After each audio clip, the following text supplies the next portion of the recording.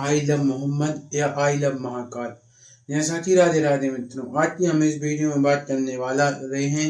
जैसा कि नवरात्रि के पावन पर्व चल रहा है और एक शब्द आता है कि आई लव मोहम्मद, जिसमें कुछ हिंदू समुदाय द्वारा कुछ शहरों स्थानों पर आई लव महाकाल के पोस्टर लगाए जाते हैं। जैसा कि आइए जानते हैं कि इस सब की फसाद कहाँ से शुरू होती है और क्यों नवरात्र में भी ध्यान आता है आई लव मोहम्मद। जैसा कि सबसे पहली बात आती है, इसकी शुरुआत होगी लखनऊ से, जहाँ पर कुछ आप समुदाय के द्वारा आई लव मोहम्मद और आपत्तिजनक चीजें की जाती हैं, जिसके कारण पुलिस वहां पर उन्हें रोकने जाती है, लेकिन पुलिस के साथ ही मारपीट की जाती है। तब पुलिस को स्थिति को काबू में लेने के लिए लाठीचार्ज करना पड़ता है। फिर जैसे आई लव मोहम्मद जैसा भड़काया जाता है और ये सब होता है।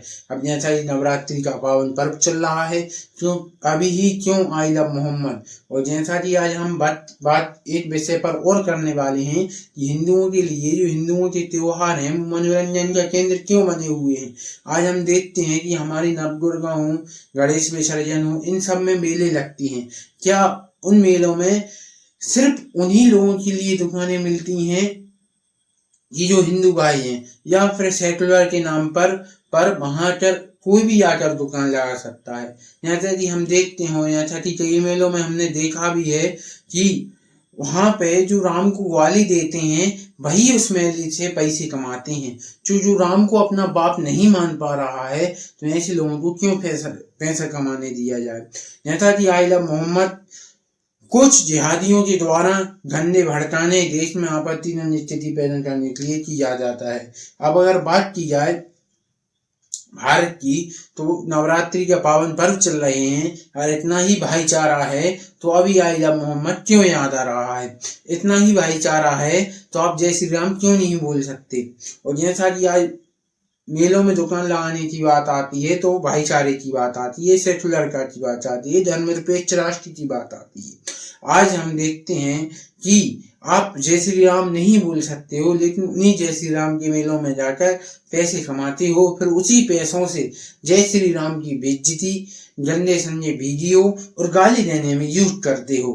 अब जैसा कि हम पहले बात करने वाले हैं अभी एक मामले की, कि हिंदू जो हैं वह नवरात्रि में वो गरबा होता है उस पर ज्यादा ध्यान है। जैसा कि एक तरीके का जो हिंदुओं ने अपने त्योहार हैं वो मनोरंजन का केंद्र बन चुके हैं। अब जैसे कि हम देखते हैं कि नवरात्रि आती है तो गरबा होता है, और जबकि नवरात्रि की जो आरती रहती है, जो माता की भक्ति रहती है, उसमें 4 से 5 लोग नहीं जुड़ते, लेकिन गरबे का व्यापारीकरण कर अच्छा मोटा धर्म के नाम पर पैसा कमाया जाता है। क्योंकि हम एक तरफ पंडित को पैसा देने पर तो कहते हैं कि ये पाखंडवाद है, लेकिन हम उसी गरबे को एंजॉय करने के लिए 500 550 की टिकट लेकर जाते हैं और गरबा एंजॉय करते हैं। दिक्कत ये नहीं है कि हम गरबा एंजॉय करते हैं, लेकिन एक दिक्कत ये है कि हमने जो अपने त्योहार उन्हें मनोरंजन का केंद्र बना लिया है, जिसका लोग व्यापारीकरण होता है, तो आते हैं, दुकान लगाते हैं और आपसे ही पैसा कमाकर आपको ही गाली देते हैं।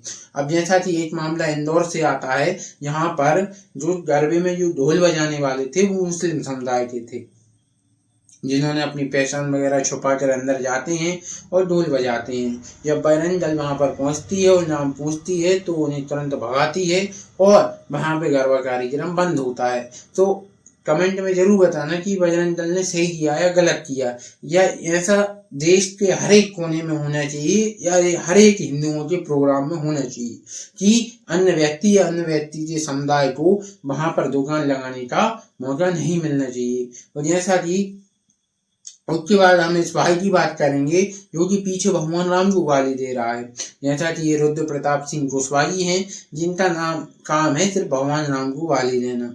और जैसा कि ये भगवान राम को गाली हर वक्त देते ही रहते हैं। और जैसे कि ये खाना खाते हों तो इनके पेट में वो खाना नहीं फंसता जब तक ये 2-4 गाली ब्राह्मणों के लिए और 2-4 गाली बहुजन एकता के नाम पर राम को ना दे दे। उसके बाद आ जाइए इस मुच्छड़ के बारे में। इस मुच्छड़ के बारे में तो मैं क्या ही बोलूं।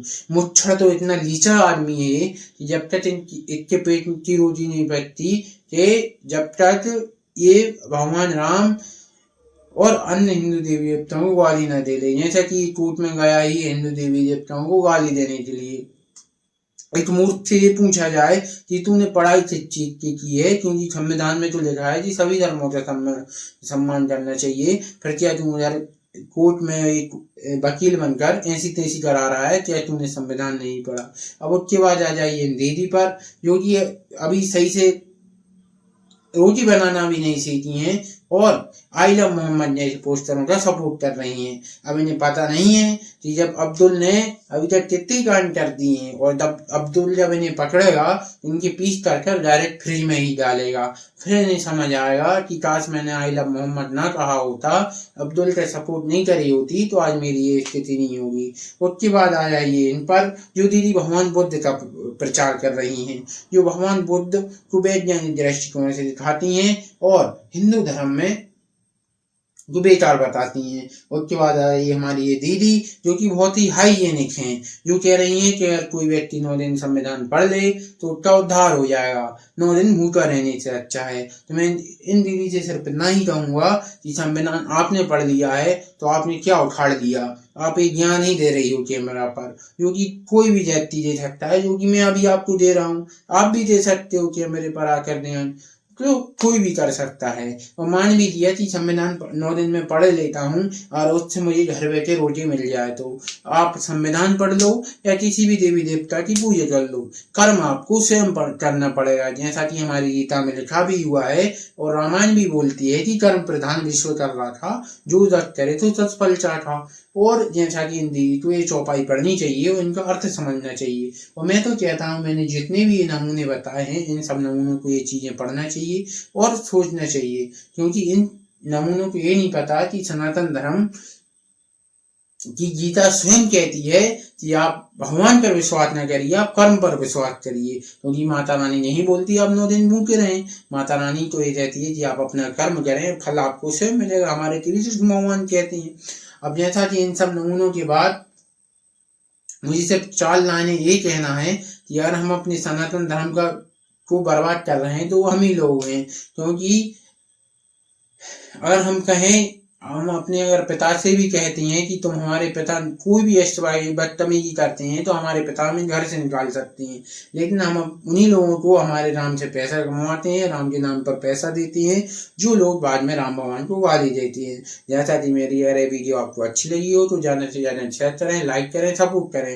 ऐसी वीडियो को शेयर जरूर कर देना, ताकि इन चंद नुमाने जो हमने जो 9 नमूने बताए हैं आपके लिए, कुछ दीदी कुछ भैया लोग हैं जो कि अपार ज्ञान प्राप्त कर चुके हैं और जिनके पेट में रोटी नहीं बचती है जब तक वो 2-4 ब्राह्मणों को गाली नहीं दे ले, हिंदू देवी देवताओं की ऐसी तैसी न कर लें, क्योंकि एक साले पहले ही इसलिए हुए हैं। अब इसमें ये मुच्छड़ तो साला इतना बाहियात है कि क्या बताऊं, इस जब भी मोबाइल खोलता हूँ इस मुच्छड़ की वीडियो आती है सामने। जैसा कि इन सबको, जबकि मुच्छड़ ने संविधान पढ़ चुका है, संविधान पढ़ा है तो उसमें यही पढ़ा हुआ कि संविधान के अनुसार किसी भी धर्म की अपमान करना या वो बोलना ये गलत है, लेकिन मुच्छड़ तो ये समझ में नहीं आता। चलिए ठीक है, सरकार जब इन पर कोई कार्रवाई नहीं कर रही है तो मैं कौन हो सकता हूँ कार्रवाई करने वाला। लेकिन मेरी ये छोटी सी वीडियो हर किसी के लिए शेयर जरूर कर देना और कमेंट में जरूर बताना कि इंदौर में जो बजरंग दल ने करा वो देश के हर कोने में होना चाहिए या नहीं होना चाहिए। और जैसा कि मैं आखिरी में एक दीदी को बताना तो भूल ही गया, ये दीदी उत्तराखंड की हैं।